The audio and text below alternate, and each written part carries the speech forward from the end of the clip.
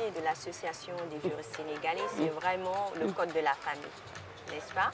Et que, en fait, ce code de la famille, il y a surtout certaines choses, hein, on l'a vu avec ce qui s'est passé avec l'affaire, le médecin qui a tué ses 3 enfants. Voilà, ça a ravivé cela.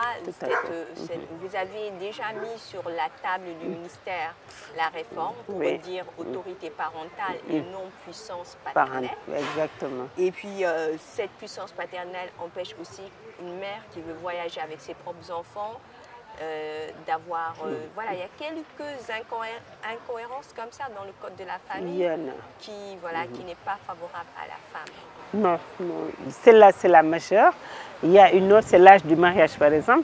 L'âge du mariage, dans le code de la famille, on dit que la fille peut se marier à 16 ans. Par contre, le garçon se marie à 18 ans. Il y a quelque chose qui ne colle pas. Et comme le Sénégal a signé et ratifié la convention de Maputo, qui précise que l'âge du mariage des filles et des garçons doit être à 18 ans. Parce que ce qui a été recommandé médicalement et tout, que voilà. Donc ces dispositions-là restent encore dans le code de la famille.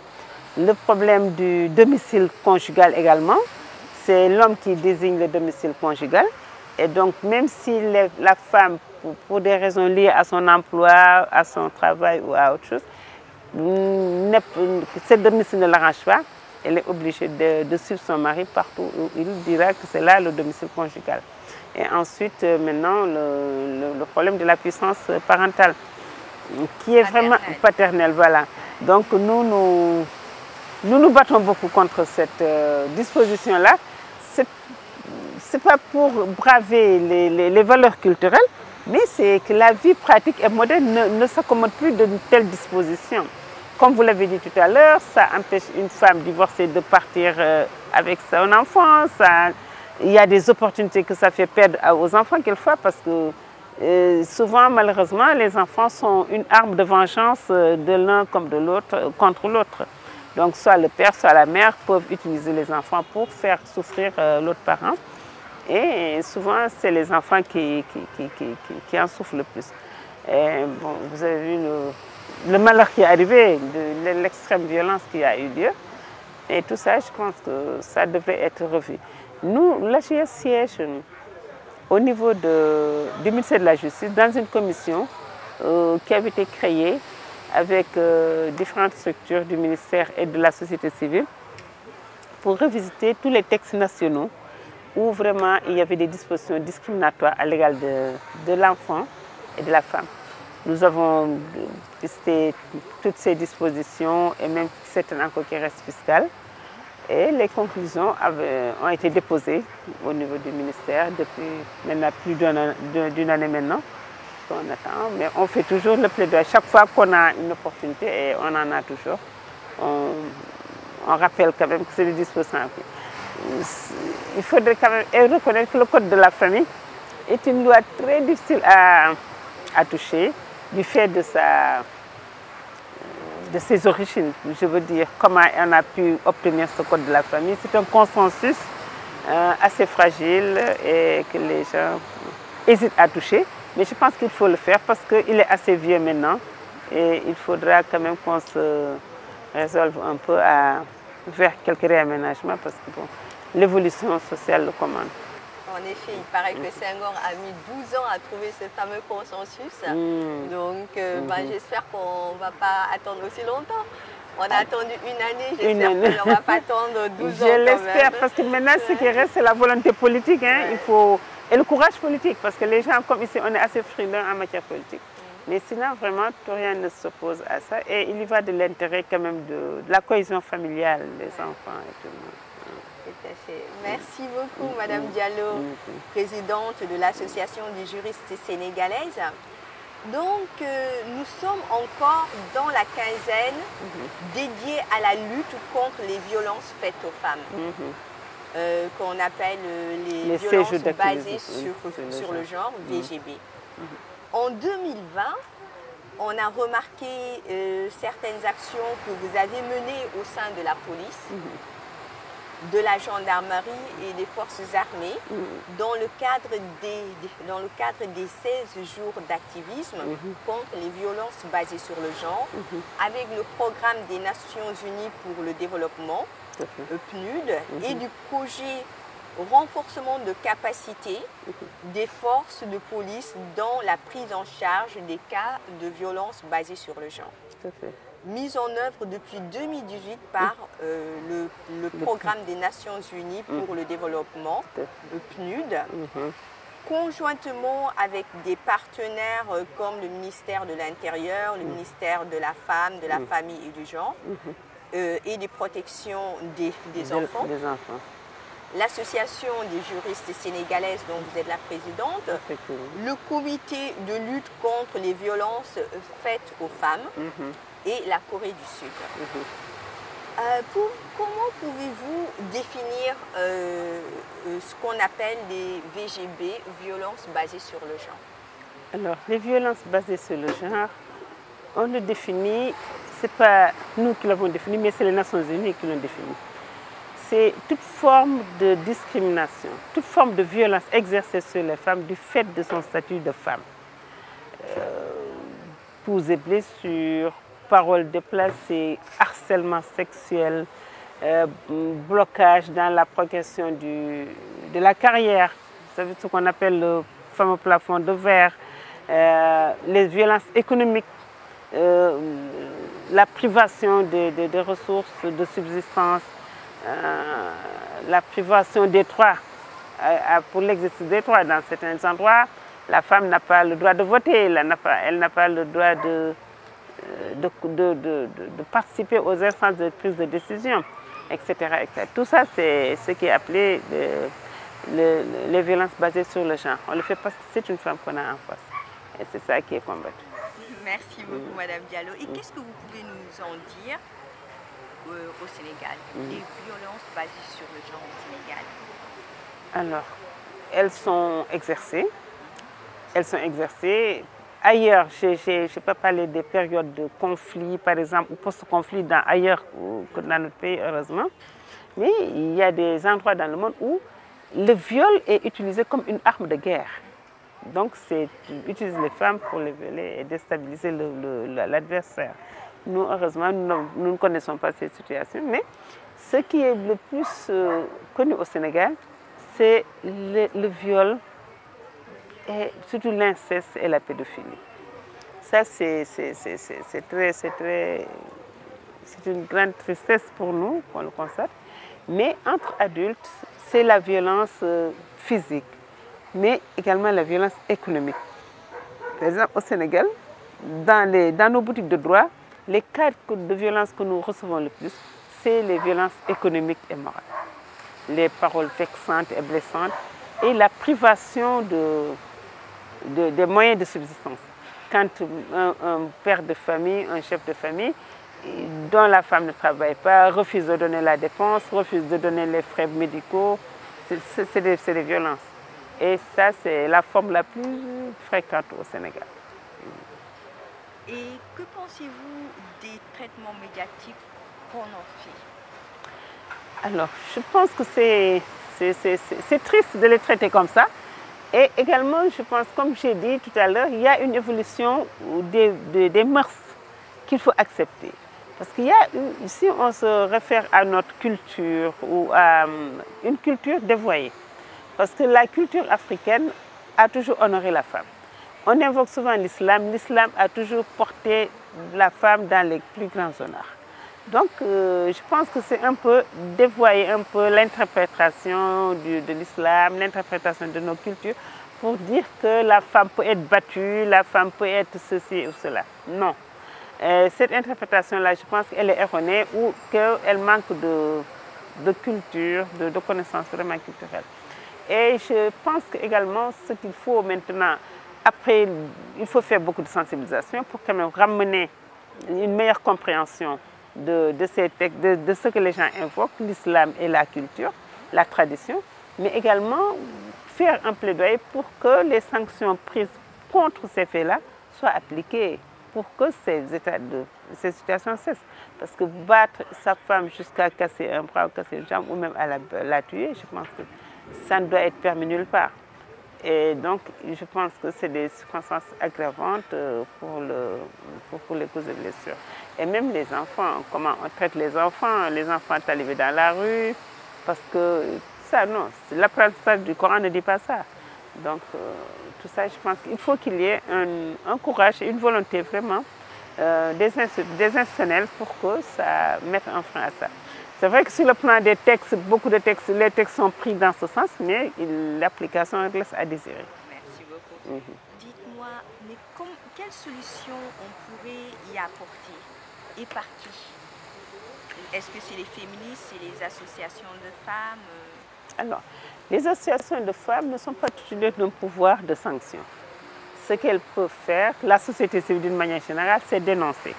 C'est alerter et dénoncer les dérives et les manquements. Mais le pouvoir de sanction relève de l'État. C'est l'État qui a la redevabilité de la sécurisation des personnes et des biens. C'est l'État également qui doit quand même instaurer la justice sociale. Et donc c'est à l'État de prendre des sanctions à travers ces institutions, à sanctionner et à réprimer certains états de fait. Quand je vous ai dit au début que le viol n'était pas qualifié au début dans le code pénal. Après tous les plaidoyers qu'il y a eu en 1999, le code pénal a été révisé, l'article 350 a été révisé pour dire que le viol c'est tel et tel acte. Quand tel et tel fait sont prouvés, il y a viol. C'était déjà la première avancée. Et la deuxième, c'est avec la criminalisation qu'on a obtenue en 2020. Et cette loi-là qui a apporté la criminalisation de la pédophilie et de l'inceste a également aggravé les sanctions contre le viol. Et donc ce qui reste maintenant, c'est l'application effective de ces textes par qui de droit, c'est-à-dire nos cours de tribunaux et de bonnes procédures par les officiers de police judiciaire, de la police et de la gendarmerie. Et ça, ce n'est pas gagné d'avance. Hein. Nous, les féministes, on se pose des questions sur certains jugements, mais bon, franchement, il faut suivre toute la procédure pour pouvoir en dire quelque chose de clair. Effectivement. Donc, voilà. Nous sommes voilà. Nous projetons dans 2 semaines de faire un panel de haut niveau sur la loi de 2020 parce qu'on a vu qu'il faut peut-être en rediscuter de façon sur son application et surtout susciter la volonté et l'appropriation de cette loi par les officiers de police judiciaire et le parquet et la justice d'une manière générale. C'est une excellente idée. Madame Diallo, présidente de l'Association des juristes sénégalaises, vous m'avez déjà expliqué pas mal de choses, mais j'aimerais juste comprendre les relations en tant que femme commissaire. Comment ça se passait les relations entre les hommes et les femmes dans la police? Alors, je dois dire que nous, quand on arrivait à la police, c'était très nouveau. C'était très nouveau et comme vous savez, c'est des corps, c'est des métiers d'hommes. D'hommes, jusqu'à présent, c'était réservé aux hommes. Et quand on est arrivé, c'est vrai qu'il y a eu des grincements dedans. Mais comme c'est un corps également hiérarchisé et un corps de commandement, ce n'est pas la personne qu'on voyait, mais c'est le grade et le galon. Et là, les relations hiérarchiques sont sont régies par l'ordre et la discipline d'obéissance. Et alors, même s'il y a des grincements dedans, c'est en dehors de la présence du chef. Et nous, comme on est arrivé directement dans l'instance supérieure comme commissaire de police, donc on est tout de suite rentré dans le commandement. Et voilà, on a dû mener. C'est vrai qu'il y a eu de petits heurts, mais bon, sans incidence sur la carrière. C'est-à-dire que là, je rappelle mon cher Amar Khari, qui, quand je sortais de l'école, m'a fait rappeler, moi et mon camarade, pour me dire que vous allez rentrer en carrière, mais le jour où, devant une situation, vous allez vous dire que je suis une femme, ce jour-là, rendez votre pactage et rentrez parce que vous avez échoué. Ah, génial. Alors, excellent. Il nous a toujours dit des conseils comme ça. Très pratiques. Qui nous ont beaucoup suivis. Moi, ça m'a suivi toute ma carrière. Et aujourd'hui encore, ça me suit. Franchement, j'ai tout le temps pensé à lui.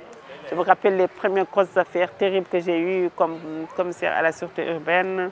découverte de cadavres, assassinat dans un ascenseur, aller faire des conseils, tout ça. Chaque fois, je me disais Amar m'avait dit ça. Excellent. Même nous, on a eu la chance aussi d'avoir bénéficié de ces choses-là. Absolument, absolument. Merci beaucoup, Madame la Présidente de l'Association des juristes sénégalaises. Donc, vous nous avez expliqué les mots du commissaire exceptionnel Amar Harissey qui vous ont aidé à vous dépasser dans vos débuts de carrière et pendant votre carrière certainement.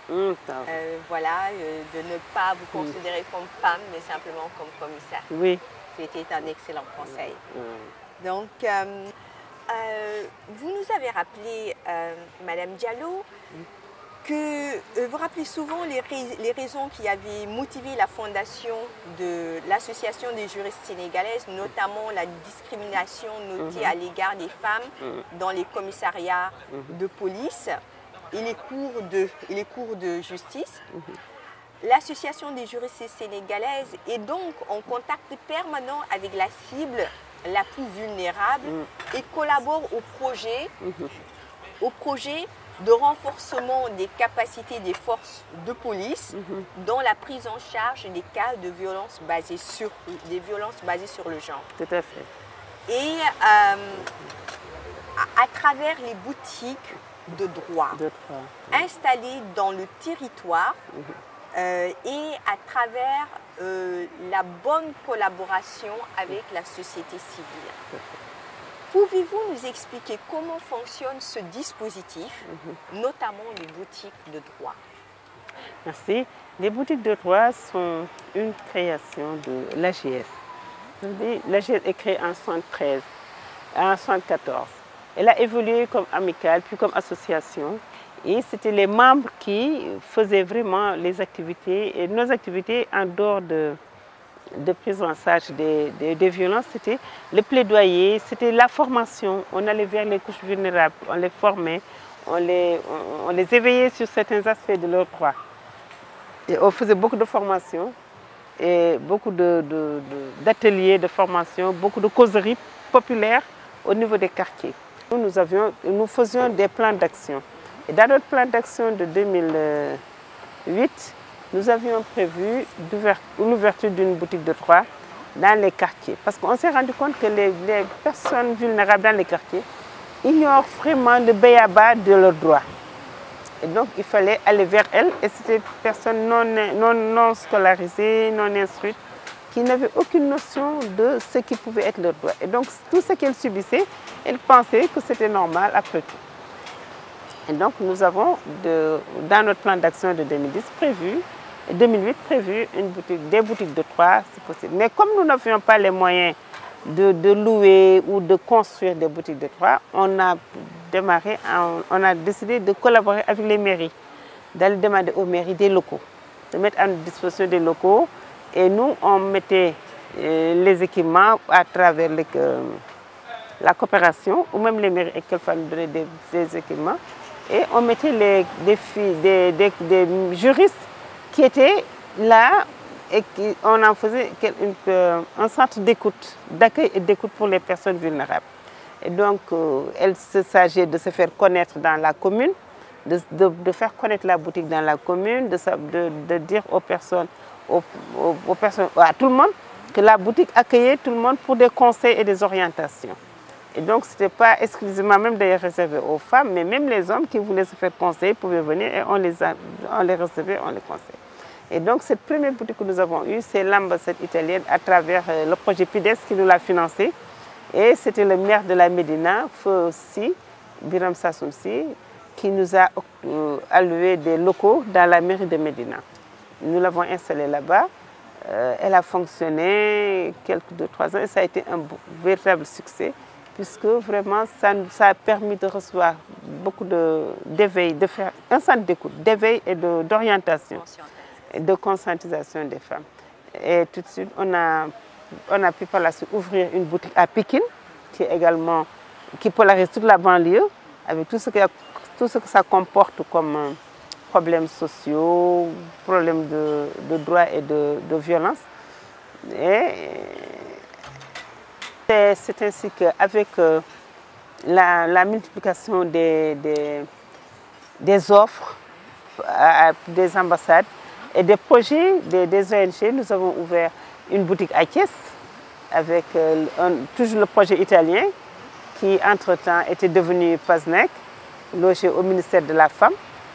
Et nous avons ouvert une boutique à Ziguinchor, à Kaolack, Kolda, Sédhiou et Kébémer récemment.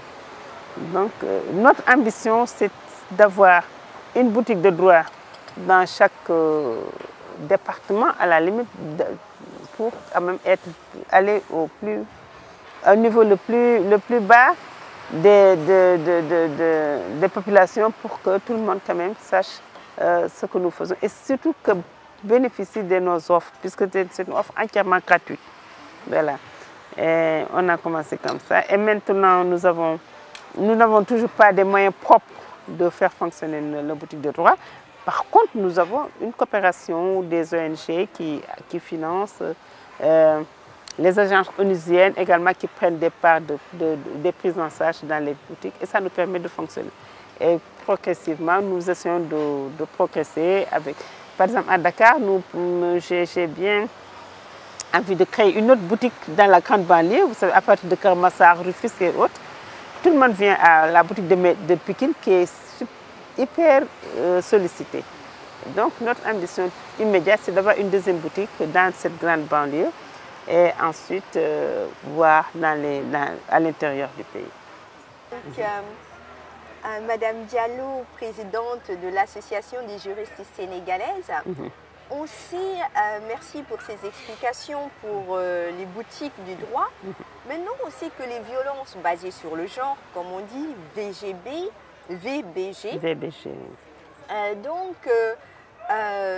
sont des infractions à la loi pénale.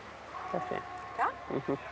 Pourtant, en mars dernier, dans le cadre d'une affaire très médiatisée, on a compris que la plainte de la jeune fille n'avait pas été correctement enregistrée et que la population sénégalaise tenait très peu en compte le sort de cette femme. Comment pouvons-nous arriver à ce que les VBG soient pris en compte par la police et au même titre que les autres infractions? Alors, merci beaucoup pour ce rappel. Les VBG, les violences basées sur le genre, comme je dis, parce que dans notre société, il y a une frange qui croit encore que le viol, c'est rien, qui le banalise. Tellement ils pensent que la femme peut être un objet, voilà. Et donc, nous battons contre ça. Mais le moyen de nous battre, c'est d'abord d'éveiller les victimes. Le problème qui se pose à ce niveau, c'est que déjà, au niveau des familles où ça se passe, il y a une loi du silence qui empêche les victimes de dénoncer. Quelquefois, c'est la victime, si elle est trop jeune, c'est sa mère ou son entourage qui préfère garder le secret entre eux, essayer de faire des arrangements. Et ça freine un peu la lutte contre. Maintenant, les personnes qui vont se plaindre, qui vont au commissariat et qui se heurtent à un mauvais accueil, qui les découragent, qui créent une deuxième culpabilisation d'ailleurs. Parce que quand une victime de viol arrive et qu'on lui jette certaines phrases, certains mots, c'est une deuxième culpabilisation que ça lui crée. C'est-à-dire qu'après tout, est-ce qu'elle n'a pas eu tort d'avoir, etc., etc. Donc ça, c'est là où intervient la formation que nous faisons pour les officiers de police judiciaire.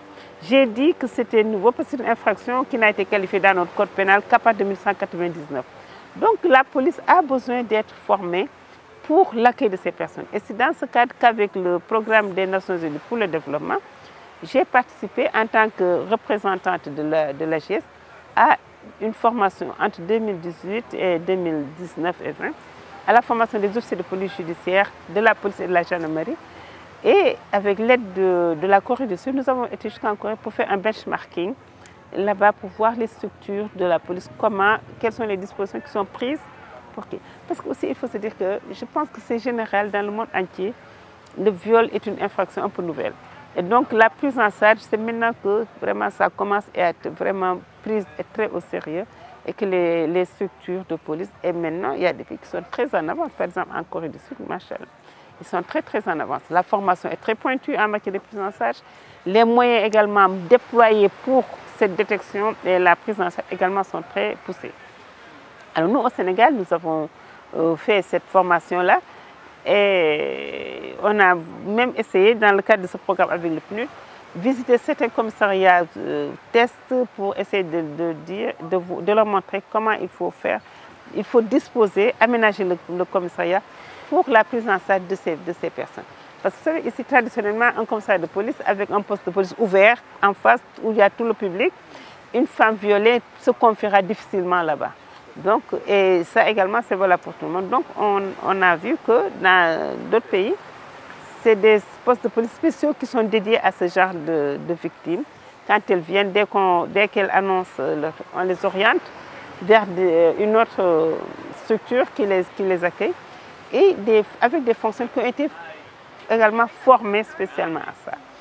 Et c'est pourquoi un de mes plaidoyers ici au niveau de la formation de la police, c'est d'introduire le cours sur les violences basées sur le genre dans les écoles de formation nationale, de la police et de la gendarmerie. Parce que c'est des fonctionnaires qui sont très mobiles. On peut, dans le cadre de ces programmes que je viens de citer, former des gens, former des fonctionnaires d'un commissariat et avec les missions, avec les déplacements, donc des affectations et la ressource se perd. Donc, ce que nous pensons, nous, et qu'on développe dans nos plaidoyers, c'est d'introduire les modules de formation sur les VBG dans les curricula des écoles de police et de gendarmerie. C'est parfait. Donc ce n'est pas encore effectif, mais vous menez le plaidoyer. On mène le plaidoyer. On mène le plaidoyer. Merci beaucoup, Madame Diallo.